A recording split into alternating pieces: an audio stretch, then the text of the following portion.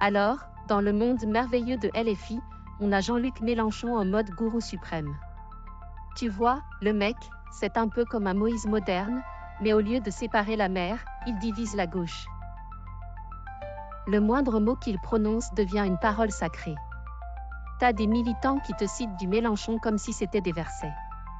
Tu connais la parole du Jean-Luc, chapitre 12, verset 14 ? Non. Blasphème. À ce rythme, il va falloir faire des offrandes pour avoir le droit d'assister à ces discours. Chez LFI, t'as l'impression qu'il y a un seul commandement, tu ne douteras point de la ligne officielle. Sérieusement, t'essaies de poser une question un peu critique, et là, boum. On te regarde comme si t'avais insulté la divinité. T'es soit dedans, soit excommunié direct. C'est genre, t'as pas compris la révolution ?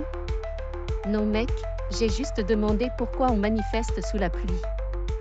Mais apparemment, la pluie c'est un signe de déviance, hein ?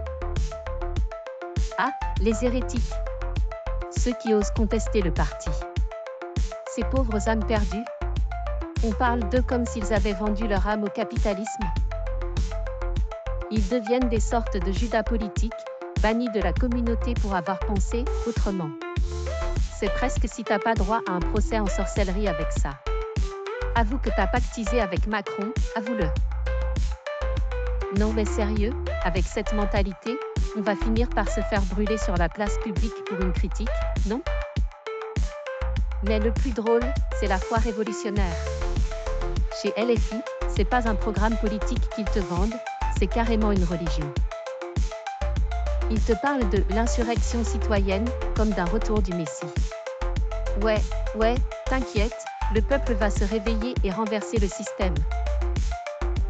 Bah, on attend toujours. En attendant, tu te demandes si leur révolution est aussi retardée que la livraison d'un colis Amazon.